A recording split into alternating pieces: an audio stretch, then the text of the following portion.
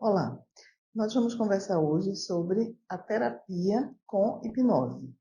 Você já deve ter se perguntado como é que funciona a hipnose. Várias pessoas têm uma ideia ambivalente.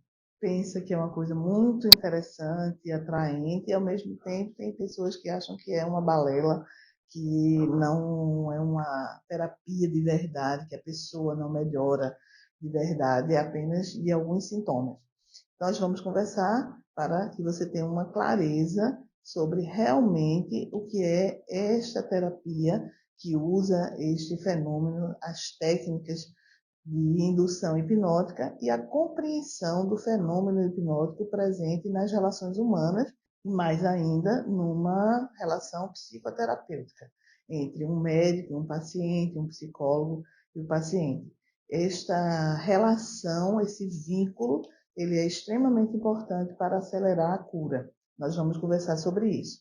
Então, a primeira coisa importante da gente entender é o que é a hipnose.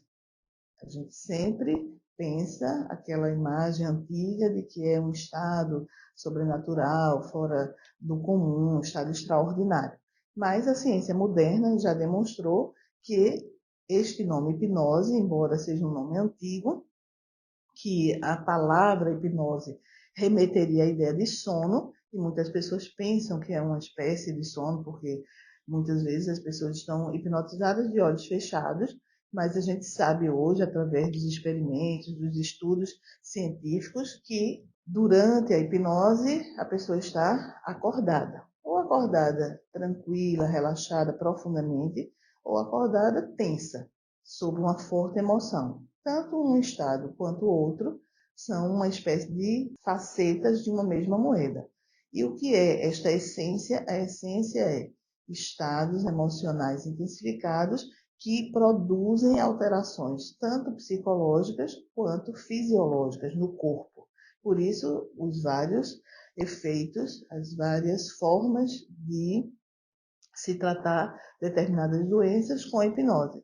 Desde o controle da dor ao controle do sono, a melhoria da qualidade do sono, o controle de sangramentos, a melhora de sintomas relacionados com ansiedade, fobias, síndrome de pânico, enfim, uma gama enorme de aplicações práticas eficazes com a hipnose. Nós podemos considerar, historicamente, que a hipnose talvez seja a terapia mais antiga. Nós já encontramos em pinturas rupestres lá da pré-história cenas que indicam essa prática, né? Alguém hipnotizando outra pessoa. Assim como já na China antiga se tinha os chamados templos do sono, que eram também uma prática, né, coletiva, onde as pessoas iam para entrar nesses estados que naquela época se acreditava que seria uma espécie de entrar em contato com os antepassados, com um nível sobrenatural. E com isso elas se curavam das doenças a partir do fato de passarem um tempo lá dormindo, ou seja, hipnose. Então, ao longo da história, nós temos várias descrições de práticas terapêuticas que se baseavam neste padrão. Que padrão é esse? Comumente é isso, fazer a pessoa ficar relaxada, tranquila e entrar num estado onde a mente dela fica cristalina, como nós temos insistido. Ou seja, é uma condição de harmonização psicossomática. Mas nós vamos conversar hoje sobre como é que isso funciona. Como é que a gente pode entender que este estado, esse padrão de indução, esse ritual, digamos assim, em algumas circunstâncias, pode fazer alguém ficar numa condição de analgesia, de anestesia, que pode até fazer uma cirurgia cardíaca, a peito aberto, sem nenhuma anestesia. Ou cortar uma perna, amputar uma perna sem sentir nenhuma dor. O mais comum a gente ouve falar, mulheres que fazem parto sem dor. Então a gente vê como é uma riqueza, um tesouro extraordinário que nós dispomos, né, que nossa natureza dispõe, não é uma mágica de um hipnotizador ou de um mágico que vai fazer uma cena num circo, mas é algo de, com humildade, os terapeutas, os médicos, psicólogos, dentistas, as pessoas que usam terapeuticamente a hipnose, tem esse arsenal, tem essa ferramenta, dispõe dessa forma de acessar este tesouro que a mágica, se houver, é da natureza humana. Então, a nossa máquina humana, ela tem esta capacidade. E é uma capacidade extraordinária se a gente for ver o quanto no dia a dia é desperdiçado, quantas pessoas não conseguem acessar essa riqueza, esse tesouro interior para o seu próprio benefício. Até para uma coisa que, para muitas pessoas, né, os estudos dizem que até quase 50% das pessoas na face da Terra sofrem de algo que poderia ser resolvido de uma maneira muito mais simples com a hipnose. Este algo que eu estou falando é conhecido pela metade da população mundial, é a insônia, é a perturbação do sono. Então, imagine o quanto é importante a gente conhecer esses recursos naturais e acessá-los, esses recursos naturais da nossa interioridade, da nossa natureza humana. A gente já traz isso geneticamente. A questão é aprender o caminho para acessar esses benefícios e com isso, por exemplo, a gente tem falado bastante sobre a aplicação disto na melhoria da qualidade do sono. E por que é tão importante o efeito da hipnose para melhorar o sono, melhorar a qualidade do sono, resolver a insônia? Porque imagine que, né, isso que eu vou dizer agora parece até propaganda de colchão, né? Antigamente tinha uma propaganda de colchão que imagine que você passa um terço da sua vida em cima de um colchão, né? O tempo do sono, o sono à noite para dormir. Então imagine quanta gente sofre de esse período que é tão importante, né? Digamos que a gente usa aí esse raciocínio da propaganda de colchões, um terço da nossa vida. Então é uma coisa muitíssimo importante a gente cuidar, ter uma higiene mental, e a hipnose é um meio extremamente útil para isso, para que este sono restaurador, essa recuperação natural possa se dar. Mas vamos conversar sobre isso. Como é que funciona? Qual é o espírito da coisa? Qual é a lógica de a hipnose funcionar para realmente funcionar como uma terapia, para ser uma terapia, não ser só uma hipnose de circo? Eu gostaria de fazer um parênteses em relação a isso, que muitas pessoas pensam que aquela hipnose de palco, como se diz, que inclusive ela tecnicamente ela é proibida. As pessoas fazem, mas essas pessoas, se elas forem profissionais da área de saúde, elas estão correndo risco de serem processadas pelos seus conselhos das suas profissões, porque um médico, um psicólogo, um odontólogo não pode estar fazendo espetáculo no meio da rua, muitas vezes, ou pela internet, e que aquilo não só usa, digamos assim, da boa-fé das pessoas, como abusa também da boa-fé de as pessoas imaginarem coisas que seriam como se fosse um domínio, um controle, que a pessoa vai usar uma técnica para fazer o outro passar vergonha, né? Fazer papel de ridículo, né? Uma pessoa no meio da rua imitando uma criancinha e depois colocando-se como se ela não se lembrasse de nada, que ela foi dominada ali por aquela situação. Outro dia talvez a gente possa conversar melhor sobre isso, mas eu gostaria de deixar esse parêntese aqui que hipnose de palco, hipnose circense, não é uma coisa terapêutica, é uma coisa que aproveita a imaturidade, a necessidade de chamar a atenção de várias pessoas imaturas com uma plateia ali ao redor e, infelizmente, até servindo, se prestando inconscientemente, né? Eu acredito que com a maior boa vontade, se prestando a um papel ridículo, infelizmente, porque as pessoas acham aquilo vira só brincadeira, né? Então, um instrumento tão importante que pode ser usado para o bem, para a recuperação das pessoas, servir de chacota, né? Servir só de brincadeira, de circo, de brincadeira de uma rodinha numa praça. Então, é importante a gente fazer essa distinção.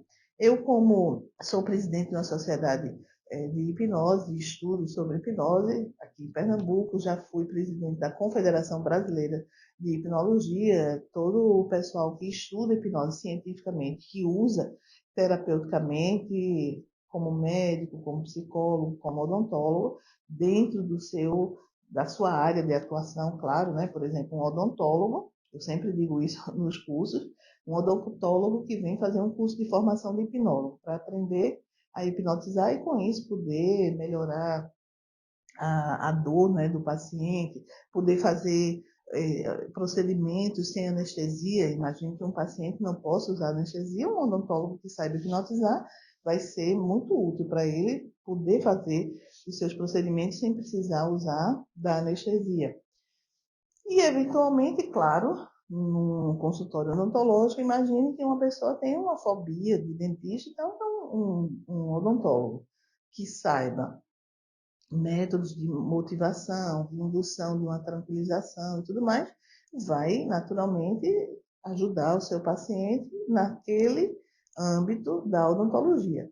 Por exemplo, até um hipnólogo, odontólogo, que fez um curso de hipnologia e ele, se ele quiser abrir um consultório para fazer psicoterapia com hipnose, ele não pode, porque ele não tem a formação, nem a qualificação, nem a autorização legal para ser psicólogo. Claro, ele pode se formar em psicologia e ser formado em odontologia e psicologia, mas até com estas duas competências e qualificações, ele não pode transformar o consultório de odontólogo em consultório psicoterápico. Digamos que se ele seja psicoterapeuta e odontólogo, se ele seja psicólogo, por exemplo, ele vai ter o consultório dele como psicólogo e o consultório dele como odontólogo em circunstâncias, em momentos e espaços e tempo diferentes. Então, acho que está claro que cada aplicação prática da hipnose, do ponto de vista terapêutico, né, a gente vai falar, aprofundar este assunto agora, tem que ser, só pode ser exercido pelos profissionais que estão qualificados e autorizados legalmente para poder fazer isso. E isso tem uma razão operacional, técnica, ética também, mas não é uma reserva de mercado. Ah, só quem é psicólogo pode fazer isso. Não. É porque só quem é médico, ou quem é psicólogo, ou quem é odontólogo, né, as profissões de saúde que têm autorização para usar a hipnose na sua prática, eles têm a formação própria da sua área de atuação. Então, eu sou psicóloga, estudei psicologia, aprofundei isto. E, como uma especialização, a hipnose, a hipnologia, que é o estudo da, da hipnose cientificamente, eu absorvo aqueles conhecimentos para colocar na minha prática como psicóloga. Então, mesmo que eu saiba fazer um transe hipnótico, induzir, conduzir,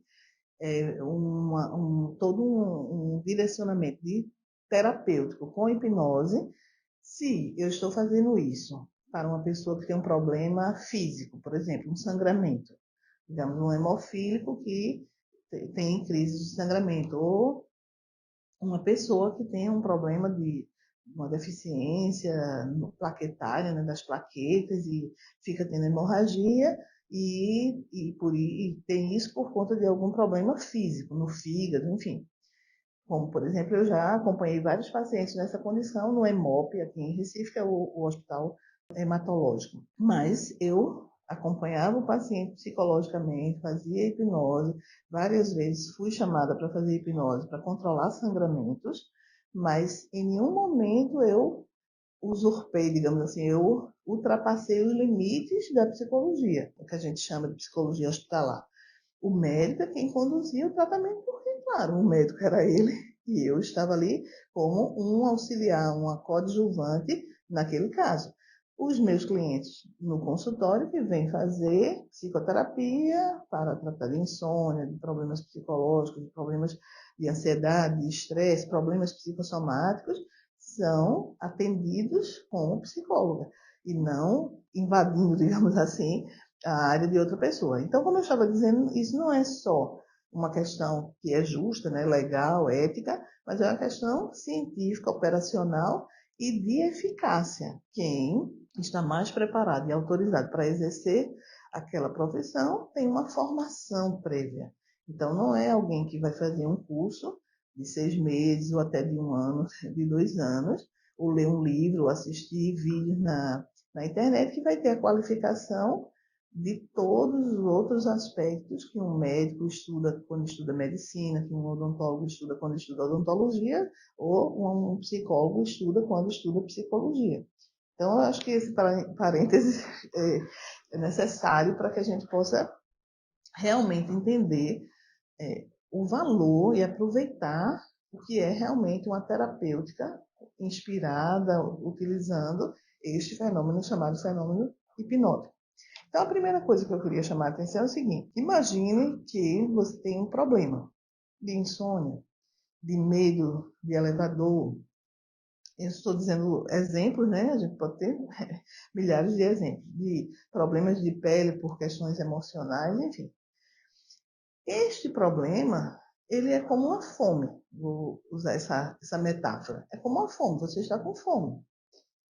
Imagine que alguém chegasse para você e explicasse todos os mecanismos da fome. Uma estimulação lá no hipotálamo, porque existem os receptores da glicose, da glicemia no seu sangue, que estão indicando que ela está baixa porque você está com fome. E aí isso vai gerar a sensação de fome. Se alguém lhe explicar, de toda a explicação perfeitinha, né? Os receptores glicostáticos do hipotálamo que detectam a glicemia, etc e tal, resolveu o seu problema?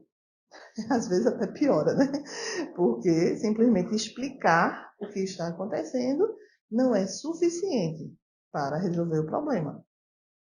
Se a gente avança um pouco mais, imagine que você está com fome e aí você abre um cardápio colorido, muito bem preparada, fotografia perfeita de um prato de comida lá que você adora. Você olha o menu, né, o cardápio, e vê aquela imagem. Também não resolveu o seu problema. E se ninguém lhe der explicação nenhuma, mas lhe der o prato de comida e você comer, resolveu o seu problema. Não é assim?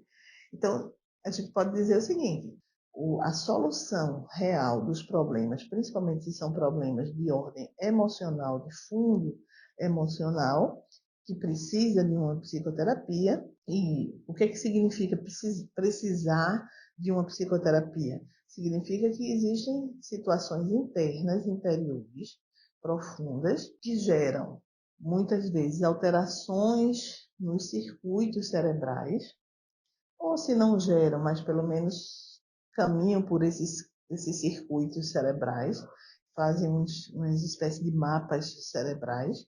Então, já gera uma espécie de institucionalização, não é só assim, eu vou usar uma expressão parece chula, mas só para ilustrar, não é só uma frescura, não é só uma invenção, não é uma coisa só subjetiva que é só uma impressão, não, às vezes realmente uma ansiedade crônica gera úlceras no estômago, ou seja, geram feridas, ou seja, coisas palpáveis, que você vai lá e tira a fotografia com uma endoscopia. Então, não é simplesmente a gente dizer assim, a pessoa está inventando coisas. Não, são coisas reais, por mais que eventualmente possam ser muito relacionados com uma vivência, com uma sensação, com um mal-estar e que às vezes você faz um exame e aquilo não é detectável, mas aquilo existe.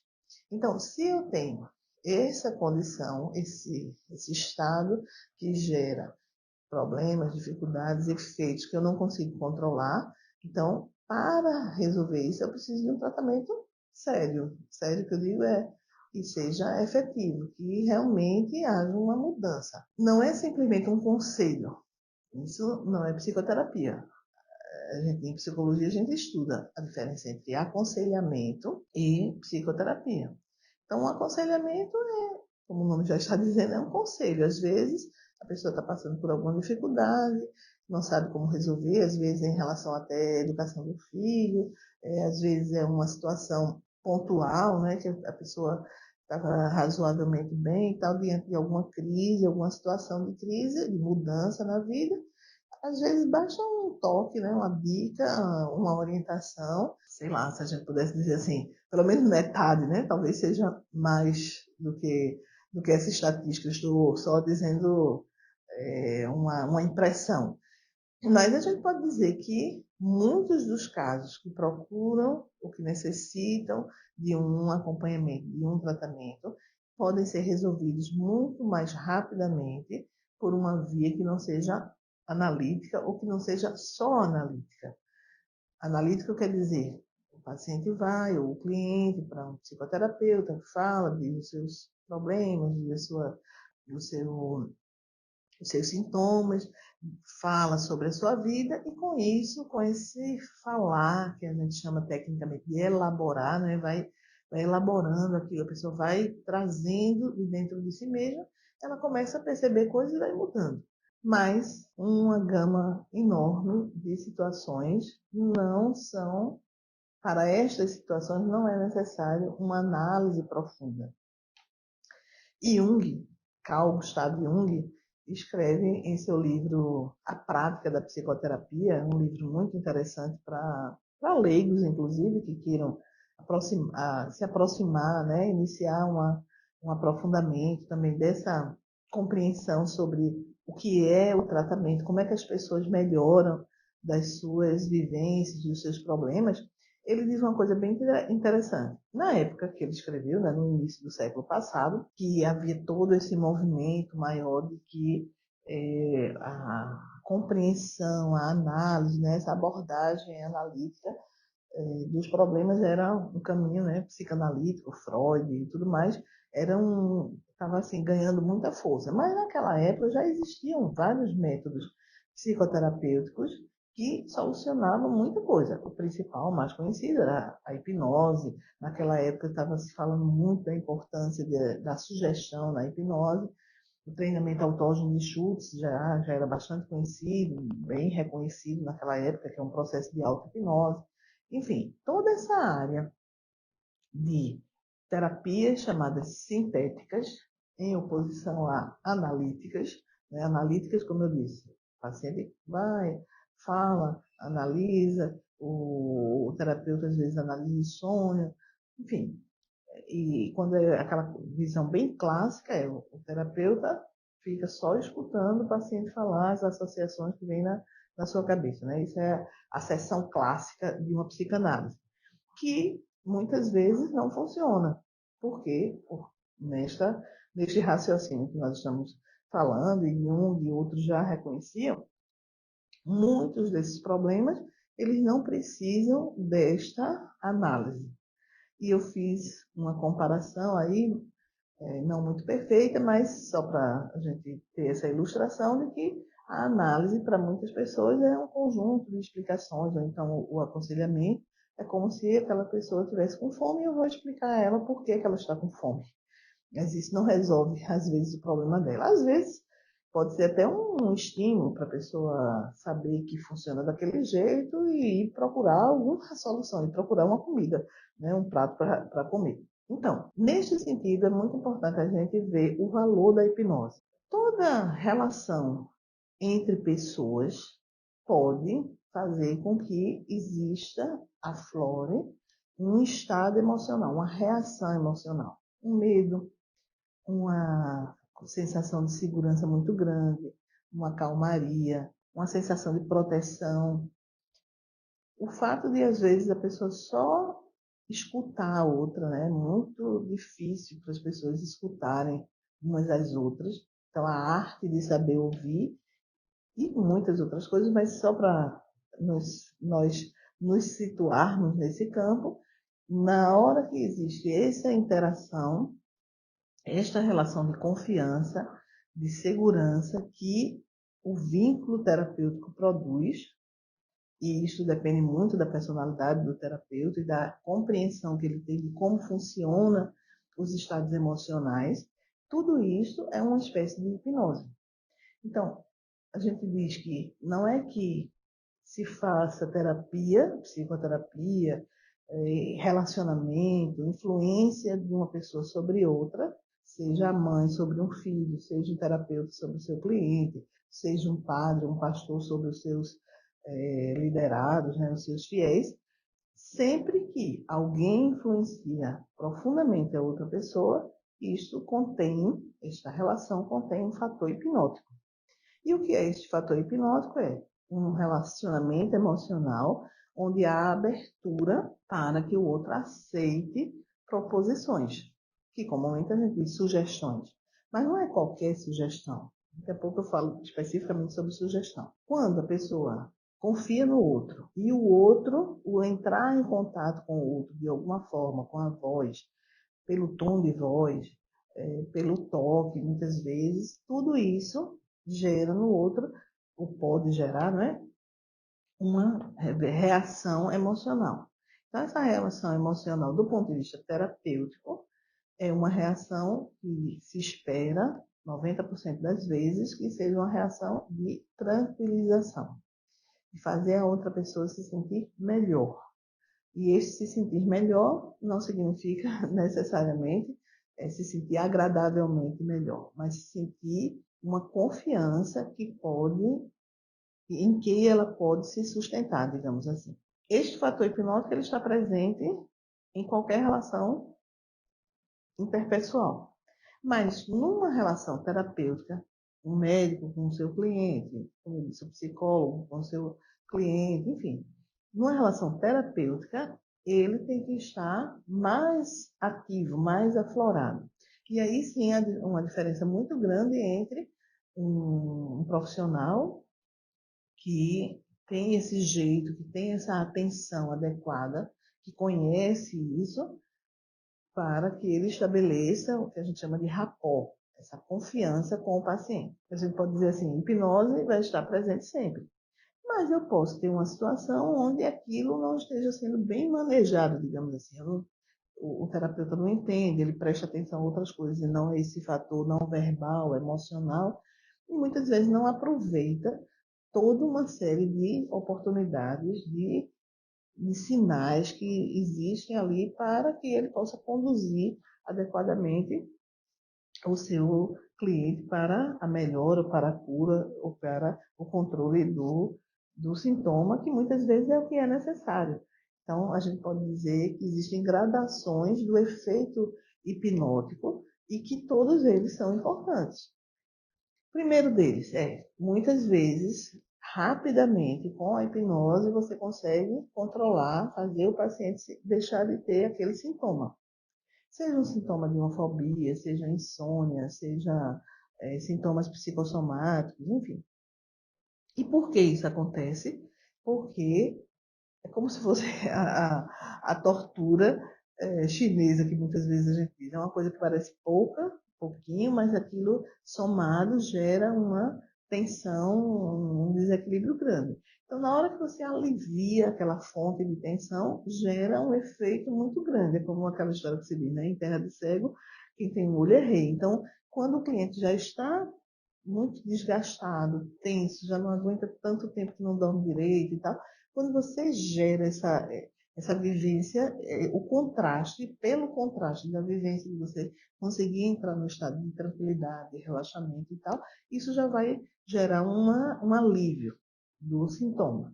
Este alívio do sintoma, a doutora Galina Solo veio falar uma coisa muito interessante. A doutora Galina é uma papisa, né? Foi, né? Ela já faleceu, mas ela é uma das figuras mais importantes para a compreensão moderna científica da hipnose. Ela, o Dr. Lamartine Holanda, com quem eu tenho a satisfação de aprender e aprender sempre, né? Sou discípula dele, e o Dr. Anatol Mileshin. Os dois primeiros, Galina Solovey e Anatol, eram russos. O Dr. Lamartine brasileiro e é um médico que é líder aí em toda essa compreensão moderna aqui no Brasil e com repercussão no exterior, com livros publicados no Brasil e no exterior. Mas voltando, a doutora Galina dizia o seguinte, que só o fato de você aliviar o sintoma de um paciente gera nele uma transformação, ou uma semente de transformação, que é uma esperança, que já é hipnótica também. Então, que já faz a pessoa se sentir mais, recobrar sua animação, seu entusiasmo, e aquilo já vai gerando processos de cura, de regulagem natural para a pessoa melhorar. Eu lembro de um exemplo, é público, né? Eu posso citar o nome do cliente, porque ele publicou sobre isso. Eu acompanhei uma pessoa importante aqui em Recife, Enéas Alvarez, ele era diretor do museu da cidade do Recife, e em uma certa época ele era bastante obeso, ele teve uma erisipela bolhosa, uma úlcera na perna, como a perna dele era muito gorda, era mais ou menos 12 por 16 centímetros. E aquela ferida, em forma de um rosto, não estava cicatrizando. Então, fazia já 3, 4 meses que não cicatrizava e ele sentia muitas dores. E fazia os curativos, enfim. E aí eu fui fazer a hipnose com ele, né? Ele solicitou o doutor Lamartine, eu era recém-formado, estava me formando, enfim, nessa época eu fui fazer hipnose para o controle da dor. E quando a dor dele passou com a hipnose, a gente nem tinha essa pretensão consciente de fazer a ferida cicatrizar. Mas o fato dele ter diminuído a dor, ter ficado sem sentir dor, aconteceu concomitantemente algo interessante. A gente detectou, né, no caso, quando ele ia fazer os curativos lá com o cirurgião vascular, o próprio cirurgião viu que já no terceiro dia a gente fazia hipnoses diárias, nesse primeiro momento, o próprio cirurgião viu que começara a granular. Granular quer dizer, a surgir, a, o processo de cicatrização já estava ali visível. E aí foi muito interessante que a gente agregou a esse objetivo de alívio da dor, de controle da dor, também estimular o organismo a processos de cicatrização.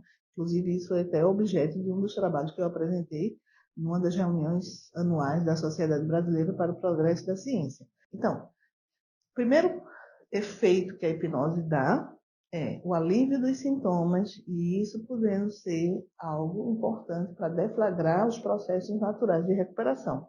Que eu digo sempre que é a coisa mais importante. O organismo sabe se consertar, sabe se organizar, se reorganizar, se regular. Então, quando a gente fica numa situação crônica de estresse, de tensão, de desequilíbrio que gera o fato de você ter fenômenos, sintomas que são incômodos, e isso já gera um círculo vicioso negativo de desgastar também os processos de recuperação. Quando a gente alivia isso, naturalmente isso já vai fazer com que o organismo não esteja sobrecarregado. E mais ainda, a gente vai colaborar, a hipnose está relacionada diretamente à melhora da defesa imunológica, existem pesquisas sobre isso, a melhora das respostas de cicatrização, de todos os, eu vou dizer um palavrão, mas não se preocupem, é só para vocês saberem que já se sabe cientificamente todos os elos significativos entre um processo de cura e como aquilo se realiza, os elos intermediários até se realizar, por exemplo, uma cicatrização. Então, as prostaglandinas, todos os derivados, todas as substâncias derivadas que nós temos dentro do nosso organismo, que são substâncias derivadas do ácido araquidônio, né? Araquidônio dá para lembrar, né? Aranha, aquela teia de aranha, é a mesma substância que gera os processos de formação da pele, de cicatrização. Então, esses processos, que são a gente entender já as substâncias envolvidas, as tintas que o corpo escreve saúde, cicatrização, melhora de uma infecção, toda essa defesa imunológica, ela é sensível, ela é influenciada pelos estados emocionais. E a hipnose, como eu disse, é um estado emocional intensificado. Então, se você direciona, isso faz com que ela possa ter uma melhor saúde. E o terceiro ponto, nós falamos primeiro do ponto de aliviar um sintoma, o segundo ponto é produz uma reação real de melhora fisiológica, psíquica e fisiológica. É como o sistema operacional do computador. Ele vai lá, escaneia tudo que está vendo, faz ver o que está funcionando, e o que não está funcionando ele já detecta e faz processamentos internos de solução. Isso toda vez que a gente liga o computador, Quem prestar atenção tem lá, né? Porque agora é muito rápido, mas antes a gente via assim, apresentava lá BIOS, né? O BIOS é esse lado da memória do computador que roda quando ele é ligado, detectando se está tudo ok, fazendo uma checagem e vendo se precisa fazer tomar alguma medida para consertar ali. Quando é dentro de certos limites, ele faz automaticamente. Senão, ele manda uma mensagem para a gente tomar as devidas providências. Assim também, ou melhor, mais ainda, é assim no nosso organismo. Então, nós temos permanentemente processos de autorregulagem acontecendo. Quando a gente está doente, é porque esses processos estão, de alguma forma, falhando. E aí, fazer hipnose, claro, não é só fazer hipnose, né? Hipnose é a coisa que a gente está chamando a atenção, né? Mas se alimentar bem, fazer atividade física, ou seja, é um contexto todo que é de realmente a pessoa dar as condições do organismo dela funcionar.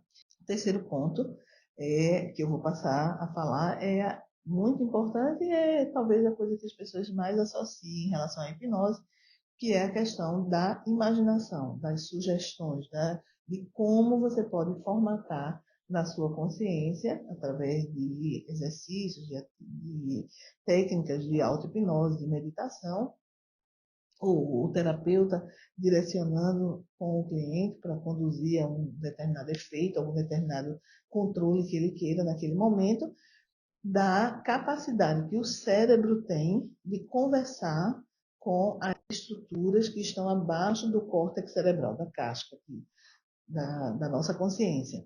Então, essa conversa, digamos assim, esse diálogo, essa ponte psicossomática, esse correio que existe entre a mente e o corpo, entre a consciência e o inconsciente, e como você pode alimentar para o bem com sugestões adequadas, que não é uma coisa mágica, mas é uma coisa que como que faz a linguagem própria, usa o caminho próprio para influenciar positivamente. Isso é tão importante de se fazer, de se cultivar, e eu digo muito isso, muitas vezes é trocar o sinal negativo pelo sinal positivo. Isso é tão importante que isso é o que faz as pessoas ficarem doentes e pode ser feito para as pessoas ficarem sadias. Então, muitas pessoas têm problemas emocionais porque cultivam dentro de si, ninguém está questionando aqui a origem disso, eu estou falando da manutenção disso, cultivam dentro de si uma série de imagens negativas. Elas nem percebem, não é uma questão moral, é uma questão emocional e muitas vezes inconsciente. Então, elas como que se auto-hipnotizam negativamente, em termos de medo, em termos de insegurança, em termos de tensão que se deflagra mesmo e faz a pessoa ficar hipertensa, faz a pessoa não dormir direito. Então, essas pessoas, eu sempre digo, na prática clínica a gente vê isso. Muitas pessoas que têm resultados muito rápidos na sua saúde, com hipnose e tudo, mas são pessoas que já são, digamos, expert em se auto-hipnotizar, mas se auto-hipnotizar negativamente. Elas são responsivas, talvez tenham mais facilidade ainda de entrar num estado hipnótico. Todas as pessoas são hipnotizáveis, porque se a pessoa está viva, ela está passível de sofrer emoções e de induzir emoções nos outros. Mas o jeito da gente fazer essa conversa, essa facilidade de entrar nesses estados de uma forma que vai influenciando muito a mente e o corpo, algumas delas a gente vê que tem muito mais facilidade de fazer isso rapidamente, espontaneamente. Mas, repito, infelizmente, isto muitas vezes acontece para coisas ruins, mal-estar. E a gente pode reeducar, digamos assim, fazer com que a pessoa possa usar toda essa capacidade dela para o bem dela, para que ela possa se auto-hipnotizar, aprender os caminhos de uma auto-hipnose ou se submeter a uma hipnose num tratamento com um terapeuta de uma forma mais adequada. Então, esses três pontos são muito importantes. O estado que, de esperança, de alívio, de tranquilidade, que a resposta mais rápida que a hipnose produz de alívio desses sintomas, gerando um bem-estar e uma esperança que já vai ajudando o sistema como um todo, o sistema imunológico a atuar. A atuação mesmo dentro dos processos de regulagem, tanto psicológicos quanto físicos, psicossomáticos. E por terceiro, é a capacidade que você vai adquirindo, treinando, né, exercitando, se acostumando a usar esse caminho de controle que a mente faz sobre si mesma, sobre ela mesma, sobre você como um todo e sobre o seu corpo. Então, tudo isso são formas que a hipnose atua e que são formas já conhecidas desde os tempos imemoriais lá da humanidade e que hoje a gente tem um controle, uma consciência maior, porque a gente tem um modelo científico que entende melhor esse processo, esses fenômenos, né, essa condição toda que existe dentro da natureza humana. Então, realmente não é à toa que eu sou entusiasta da hipnose, porque eu vejo como ela é passível de ser colocada à disposição de várias pessoas, não precisa nada extraordinário, muitas pessoas podem se beneficiar com isso, e é possível, através dela, ter uma vida, uma saúde, um equilíbrio mental, um sono, né, uma qualidade de sono muito melhor. Eu espero que essa teoria, né, um pouco que eu falei, mas tentei colocar na prática também, e para você ter uma ideia de como realmente existe à nossa disposição um tesouro fantástico que é a hipnose.